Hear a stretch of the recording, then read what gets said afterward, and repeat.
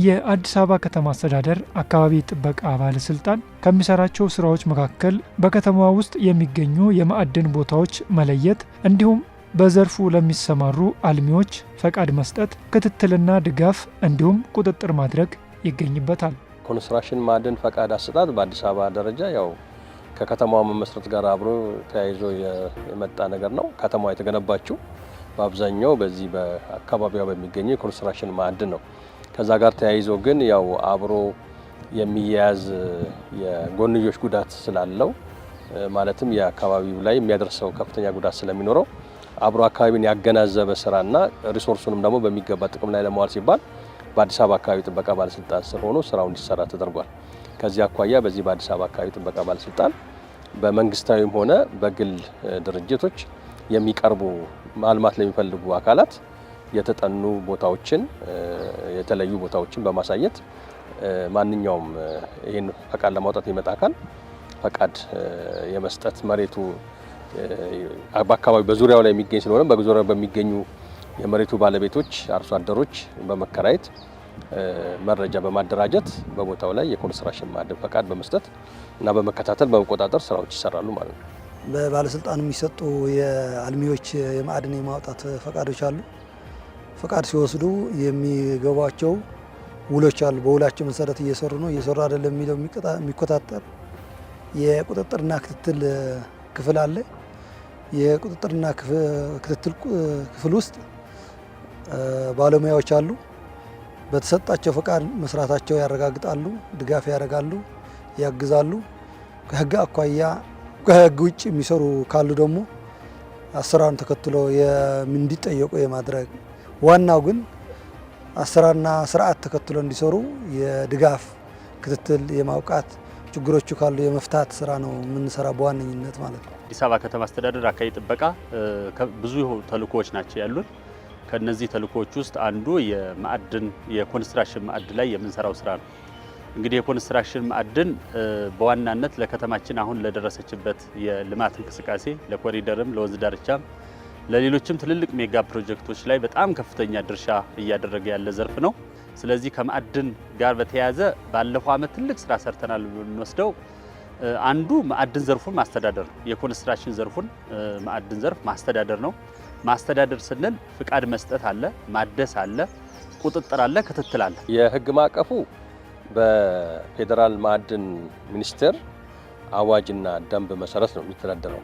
የፌዴራል ማዕድን ሚኒስቴር ያወጣቸው ከከፍተኛ የከበሩ ማዕድናት ጀምሮ እስከ ኮንስትራክሽን ማዕድን ድረስ የሚያስተዳድርበት የማዕድን አዋጅ አለ፣ የማዕድን ደንብ አለ። ያንን አያያዘን ደግሞ ከአዲስ አበባ ተጨባጭ ሁኔታ አኳያ እኛ በውስጥ የምናወጣው መመሪያዎች አሉ። እንደገናም ደግሞ የአካባቢ ተጽዕኖ ግምገማ ስርዓት የሚመራበት የአካባቢ ጥበቃ የራሱ ደግሞ ደንብና አዋጆች አሉት። ያንን መሰረት አድርጎ እነኚህን ሁሉ ያቀናጀ ህጎችና መሰረት አድርጎ ነው ስራዎች የሚሰሩት ማለት ነው። በኮንስትራክሽን ማዕድን ማውጣት የስራ መስክ ላይ ለመሰማራት የሚመጡ ባለሀብቶች የተለያዩ መስፈርቶችን ማሟላት የሚጠበቅባቸው ሲሆን በዋነኝነት የማህበረሰብ ተጽዕኖ ግምገማ አንዱ ነው። አልፋ ኢንተርናሽናል ኃላፊነቱ የተወሰነ የግል ማህበር ነው። እኔ ስሜ አወል መሐመድ እባላለሁኝ። እዛ በድርጅቱ ውስጥ የአስተዳደርና ኦፕሬሽን ክፍል ኃላፊ ነኝ። አልፋ ኢንተርናሽናል ኃላፊነቱ የግል ማህበር በ2000 ዓመተ ምህረት ነው እዚህ አካባቢ ላይ ፈቃድ የወሰደው። ፈቃድ ስንወስድ ፊዚቢሊቲ ስተዲ አለ፣ ኢምፓክት አሰስመንት፣ ሌሎች ነገሮችን አሟልተን ከገበሬዎች ጋር ውል ተዋውለን ነው ይሄን የካባ ቦታ የወሰድ ነው ማለት ነው። ያኔ ስንወስድ ምርመራዎች ምናምኖች ተጠንተዋል። ይሄ ካባው አለው የለውም የሚለውን ነገር ጥናቶች ተወስደው ነው እዚህ ጋር የተደረገው። ከዛ ከ2000 ዓመተ ምህረት ጀምሮ በየ5 ዓመቱ ፍቃድ እናድሳለን። ማስፋፊያም የሚያስፈልገውን ማስፋፊያ እየጨመር እዚህ ደርሰናል ማለት ነው። ኦልሞስት ወደ 18 ዓመት ምናምን አካባቢ ደርሷል። እንግዲህ ድርጅታችን በጠጠር ማምረት ስራ ላይ ተሰማርቶ ለከተማዋ የኮንስትራክሽን ስራዎች በአጠቃላይ 00፣ 01 እና 02 እያመረተ የበኩሉን አስተዋጽኦ እያደረገ ነው ማለት ነው። እንግዲህ መጀመሪያ ያው የኳሪ ጥናት ነው የሚሆነው። የኳሪው ጥናት ካለቀ በኋላ ድንጋይ እዚያ አካባቢ የምንፈልገው ማዕድን መኖሩ ስናረጋግጥ በቀጥታ ከአርሶ አደሮቹ ጋር በመግባባት መሬት ኮንትራት እንወስዳለን። መሬት ኮንትራት ወስደን ማሽኖችን ምናምን ነገር ካሟላን በኋላ ለአደራጁ አካል ለአካባቢ ጥበቃ አስፈላጊውን ነገር በማሟላት እናቀርባለን። ከዛ ለመተው ይገመግሙና የአካባቢ ተጽዕኖ ኤአይ የምትባል ጥናት አለች፣ የአካባቢ ተጽዕኖ ግምገማ። እሱን አስጠንተን ካቀረብን በኋላ በዛ መሰረት ልንሰራ ቃል ገብተን ኦልሬዲ ስራውን ጀምረን ኦልሞስት አሁን 4ኛ ዓመታችን ይዘናል ማለት ነው በስራ። በመጀመሪያ ደረጃ ያው የኮንስትራክሽን ማዕድን ፈቃዱን ለማውጣት የመጀመሪያ የሚያስፈልገው ቦታው ነው። ቦታውን ማግኘት መቻል አለበት። ቦታው ደግሞ በአብዛኛው በወረዳና በክፍለ ከተማ አካባቢ መሬቱ የማን እንደሆነ ከተጣራ በኋላ ለዛ ለመሬቱ ባለቤት በአብዛኛው በአዲስ አበባ ዙሪያ በሚገኙ አርሶ አደሮች ስር የሚገኝ መሬት በመሆኑ ከነሱ የመሬቱን የማግኘትና የመኮናተር ለሚያስፈልገውን ካሳ የመክፈል የመጀመሪያ ክራይቴሪያ ይሆናል እሱ። ከዛ በመቀጠል ደግሞ ቦታውን ስራውን በሚሰራበት ሰዓት በአካባቢው ላይ ለሚደርሰው ተጽዕኖ የሚጠቀምበት የኢንቫይሮንመንታል ኢምፓክት አሰስመንት ጥናት ያቀርባል ማለት ነው። ያንን አያይዞም ደግሞ በቀጣይ ለሚደርሰው ጉዳት መልሶ ለማጋገም የሚያስችል ገንዘብ በባንክ አካውንት በመስሪያ ቤቱ ባንክ አካውንት ገቢ እንዲደረግ ይደረጋል። እንደዚሁም ደግሞ ስለ ቦታው ስለ ሪሶርሱ ምን ያህል ክምችት እንዳለው አዋጭነቱን በተመለከተ የአዋጭነት ጥናትም እንዲያቀርብ ይደረጋል። ከዚህ ጋር ተያይዞ እነዚህን ነገሮች አሟልቶ ሲገኝ አስፈላጊውን የፈቃድ ክፍያዎች ከፍሎ ፈቃድ ይወስዳል ማለት ነው።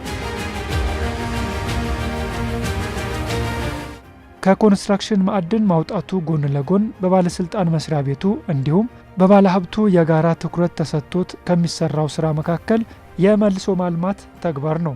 ይስተዋል የነበረው በዋነኝነት ያው የማዕድን ከወጣ በኋላ መልሶ የማልማት ስራ ጉድለት ነበረው። ለረጅም ጊዜ ለእንስሳም ለሰውም አደጋ ሊሆኑ የሚችሉ ትልልቅ ውሃ ያቆሩ ቦታዎች ይፈጠራሉ። ይህን ስራ በዋነኝነት ከባለስልጣን መስሪያ ቤቱ አመራሮች ጨምረው በባለቤትነት የሚመራበት በበላይነት የሚመራ ነው። ስለዚህ ችግሩ ለመቅረፍ የሚደረጉ ጥረቶች በርካታ ናቸው። በሰው ላይ በእንስሳ ላይ ችግር እንዳያጋጥሙ ክትትል ይደረጋሉ። በየጊዜው ችግሮች እየተለዩ እንዲፈቱ ይደረጋል። ስለዚህ እነዚህ ችግሮች በባለቤትነት የሚመራው የመልሶ ማልማት ክትትልና ቁጥጥር ክፍል አለ።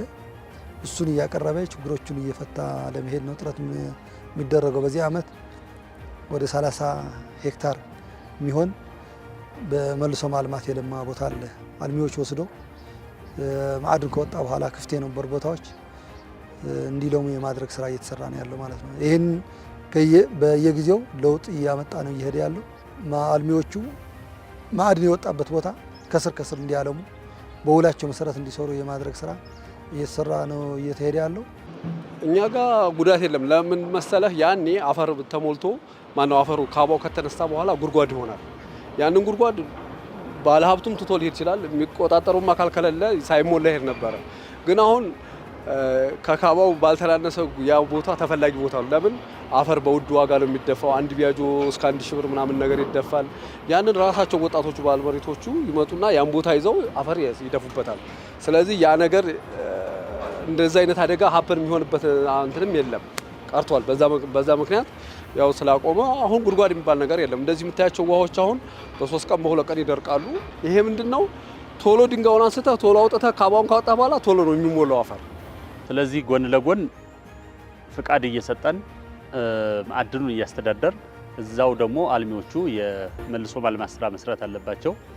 ስለዚህ በዚህ ዓመት የመልሶ ማልማት ስራ እንሰራለን። የተቆፈሩ ወይም ማዕድኑ የወጣባቸው አካባቢ ላይ መልሶ የማልማቱ ስራ ላይ ወደ 30 ሄክታር ነው እቅዳችን። 30 ሄክታሩንም የማልማት ስራ የተሰራበት ሁኔታ አለ። እዛው ከስር ከስር የለማውን የማልማቱ ስራ በየጊዜው ቁጥጥር ክትትል ስለምናደርግ ከአልሚዎቹም ጋር እየተነጋገርን ስለምንሄድ በዚህ በኩል ይሄ ስራ የተሰራበት ነው ያለው ማለት ነው። የኮንስትራክሽን ማዕድን ዘርፉ በአካባቢው ለሚገኙ ስራ አጥ ወጣቶች እንዲሁም ገበሬዎች የስራ ዕድልን ከመፍጠር ባለፈ በከተማዋ ውስጥ ለሚደረጉ ማናቸውም የመልሶ ማልማት የኮሪደር ስራ፣ የወንዝ ዳርቻ ልማት አስተዋጽኦ እያበረከተ የሚገኝና ለመንግስትም ተጨማሪ ገቢን የሚያስገኝ ዘርፍ ነው። የአካባቢ ጥበቃ እንደ ዘርፍ የኛ አደራጅ አካል ነው። የሚያደራጀንም እንግዲህ ማዕድን አውጥተን የሮያሊቲ ክፍያ እየከፈልን በከተማዋ የግንባታ ግብአቶችን እንድናቀርብ ፍቃድ የሚሰጠን ድርጅት ነው።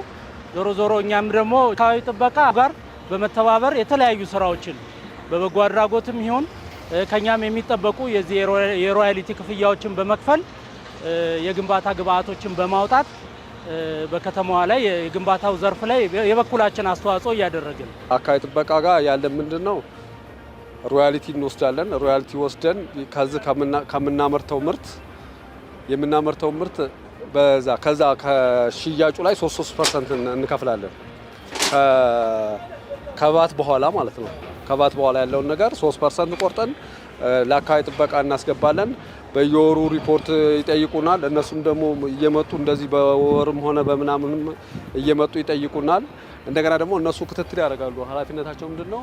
እዚህ ጋር በር ላይ የሚወጡ መኪኖችን ያለ ማዕድን የምናስወጣ ከሆነ ክትትልና ቁጥጥር በየዕለቱ ያደርጋሉ። እንደዚሁ ደግሞ ሙያዊ ድጋፍ ምናምን ነገር የሚያስፈልገን ነገር እየመጡ አንዳንድ ነገሮችን ያደርጉልናል። ከስራ እድል ፈጠራ ጋር ተያይዞ እዚህ ኦልሞስት ከ125 ሰራተኞች በላይ አሉን። ከ125 ኦልሞስት ከ70% በላይ የአካባቢ ወጣት ነው አደራጅተን አገልግሎት እየሰጡ ያሉት ማለት ነው። ዞሮ ሪሶርሱ የነሱ ስለሆነ ኮንትራት ይዘን በእነሱ መሬት ላይ ስራ ስለምንሰራ የእነሱን ተጠቃሚነት የጎላ ከማድረግ አንጻር የአካባቢውን ወጣት የአካባቢውን ነዋሪ አብረውን ይሰራሉ። በዚህም ደግሞ ተጠቃሚዎች ናቸው። ቤተሰቦቻቸው ያስተዳድራሉ። የተሻለ ገቢ አግኝተው ኢቭን በሙያም ዳብረው ከኛ ጋር የሚቀጥሉበት ሁኔታ አለ ማለት ነው። ቀደም ሲል ያው እርሻ ነበረን። ከአባቶቻችን ከአያቶቻችን ተረክበነው እርሻ ቦታ ነው። አሁን ከጊዜ በኋላ ደግሞ ያው አካባቢው ማዕድን ይፈለጋል ስለተባለ ለኛ ያለን እርሻ ላይ ካሳ ተከፍሎን ማለትም ያው ድርጅቱ ነው ለኛ የከፈለ ድርጅት ለኛ ከፍሎን ከሚያገኘው ምርት ደግሞ ለኛ አርሶ አደሮች ለሆኑ ሰዎች በማህበር ተደራጅተን አርሶ አደሮችን በመልሶ በማቋቋም እንድንጠቀም በመደረጉ እኛ ተጠቃሚ ነን። ይሄ ምንድነው ካባው ከወጣ በኋላ በፊት ለዚህ ለአርሶ አደሮቹ ያፈድ ይደፋ ነበር። በፊት ከቦሌ ክፍለ ከተማ ጋር ትስስር አድርገን እየደፉ ያደርጋሉ። ሌላው እንደገና ምንድነው አርሶ አደሮቹ ከዚህ ከምናስወጣው እንትን ላይ ከሜትር ኪዩብ 20 ብር ያገኛሉ። ከ1 ሜትር ኪዩብ ላይ 20 ብር ያገኛሉ። ከንትን ይሄ ገረጋንቲ ከሆነ ደግሞ ከቢያጁ 30 ብር ያገኛሉ። ያን ይወስዳሉ። ውላለን የቦሌ ክፍለ ከተማ ትስስር ውሎ አለ። በዛ በትስስሩ መሰረት እስካሁን ድረስ እየሄዱ ነው። ማህበሮች አሉ፣ ወጣቶች አሉ፣ ገበሬዎች አሉ። ወደ 11 አባል ያለው ማህበር ነው እዚህ ያለው። አሁን እስከዛ ድረስ እየተጠቀሙ ነው ማለት ነው። ያው ማህበሩን የሚከታተለው አለ። በማህበር በቦሌ ክፍለ ከተማ ማህበሮች ይከታተሏቸዋል። እነሱ ናቸው የሚያቋቁሟቸው። ቋሚ ሰራተኛ አለ፣ 33 አካባቢ ሰራተኛ አለ። ጥበቃ ወደ 12 አለ። የቀን ሰራተኛ ወደ 15 አካባቢ ያለ ወደ 27 አካባቢ ማለት ነው። ከ33ቱ ቋሚ ሰራተኛዎች ማለት ነው። ይህን ያለው የስራ እድል የፈጠር ነው ማለት ነው።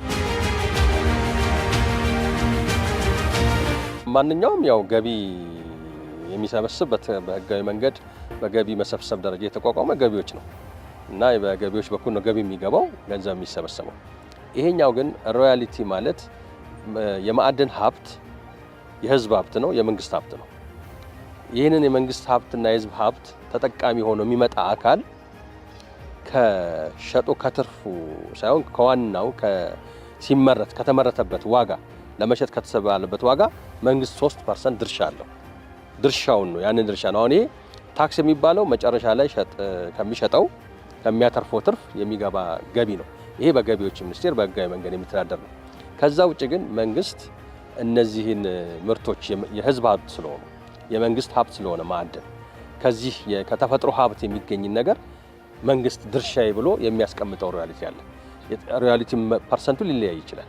አሁን በማዕድን አዋጅ ለኮንስትራክሽን ማዕድን ለከበሩ ማዕድናት 5%ም 4%ም ሊሆን ይችላል። በኮንስትራክሽን ማዕድን የተቀመጠው 3% ስለሆነ መንግስት ድርሻ አለኝ ብሎ ደረሰኙም የሚታተመው በዚሁ በፋይናንስ ቢሮ በአዲስ አበባ ፋይናንስ ቢሮ የሆነው በእኛ በኩል ነው ደረሰኙ የሚሰጠው። ይሄ ከታክሱ ጋር አይገናኝም። ታክስ ሄዶ የመክፈል ግዴታ አለበት፣ ታክስም ይከፈላል። ይሄ አሁን ቅድም ያልኩ 48 ሚሊዮን ብር ግን ሮያሊቲ መንግስት ከሪሶርሱ የመንግስት ሀብት ስለሆነ የህዝብ ሀብት ስለሆነ 3% ድርሻ አለኝ ብሎ ባለመብት ሆኖ የሚወስደው ገንዘብ ነው። ይህን ደግሞ ፈቃድ ሰጪው አካል ነው የሚሰበስበው። ግን ተሰብስቦ ግን የት ነው የሚገባው? ያው ፋይናንስ ቢሮ ነው የሚገባው። ከማሳለጥ አኳያ አንደኛ ጠጠር እናስገባለን። ኮሪደር ልማቱም እየተሰራ ነው። ኮሪደር ልማት የሚገነባው ያው እንደሚታወቀው በጠጠር ነው። ሁለተኛው ነገር ምንድነው? አሁን በዚህ ባለው እንትን አፈር መድፊያ ቦታ የለም። ይሄ እዚህ 70-30 ቤቶች የሚወሰዱ ቦታዎች አሉ። እነሱ ቦታዎችን አፈር ለመድፋት ተብሎ ይሄ የምታየው አፈር በግምት ወደ 20 ምናምን ሚሊዮን ሜትር ኪዩብ አፈር ነው የተደፋው። እዚህ አካባቢ እንደዚህ ጎድጓዳ ነበር ማለት ነው። 20 ሚሊዮን አካባቢ ይሆናል እስቲሜት የተደረገው። እሱ ተሰርቷል። ያለውን ነገር እንደዚህ ነው። በዚህ በመስሪያ ቤታችን በኩል በአካባቢ ጥበቃ በኩል ጥሩ ድጋፍ አለ፣ ጥሩ ክትትል አለ።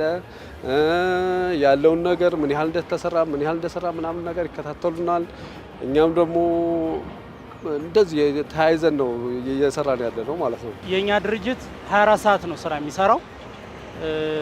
24 ሰዓት ደግሞ የምንሰራው ጀስት የከተማዋ የለውጥ ሂደት በጣም ከፍተኛ በመሆኑ የግንባታ ግብዓት በጣም በከፍተኛ ሁኔታ ያስፈልጋል።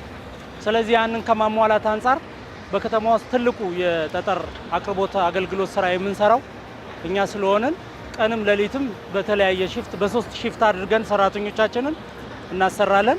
ገደሉ የሚፈጠረው ገደል ራሱ ሀብት ሆኗል በአሁኑ ሰዓት ማለት ነው። ለምንድነው? በከተማ ውስጥ አሁን እንዳለ ይኸው በጣም በከፍተኛ ደረጃ ኮንስትራክሽኖች ይሰራሉ። ከኮንስትራክሽኑ በሚሰራበት ሰዓት የሚወጡ ተረፈ ምርቶች አሉ፣ አፈሮች አሉ፣ የሚደፉበት ቦታ ያስፈልጋል። ስለዚህ በአሁኑ ሰዓት በቀጥታ እነዚህ ቦታዎች ናቸው ለዚህ ልማት እየዋሉ ያሉት ቦታዎቹ። በተለይ ለሚቀጥለው ልማት ብሎ ወደ ግሪን የሚቀየር ወደ ልማት ወደ ተለያየ ነገር የሚቀየር ቦታ ሲሆን በአፈር ተደልድለው ሌላ ልማት እንዲውሉ ይደረጋል፣ ግሪንም ይሆናሉ። ግን የመሬት አጠቃቀሙ ወሳኝ ነው። መሬት አጠቃቀሙ መልሶ ለግንባታ የሚሆን ከሆነ ያን አፈር አውጥተህ እንደገና ከምታደርገው ባለበት ግንባታ ልታካሄድበት ይችላል። ነገር ግን መልሶ ወደ ግሪን የሚቀየሩ ቦታዎች የተለያየ አነስተኛ ግንባታ ሊካሄድባቸው የሚችሉ ቦታዎች ግን በሚገባ ኮምፓክት ሆኖ አፈር ይደፋሉ። ስለዚህ አሁን በከተማ ውስጥ የምታየው በየቦታው ድሮ በየመንገዱ የሚደፉ አፈሮች ነበሩ። አሁን እነሱ የሉም። ለምን?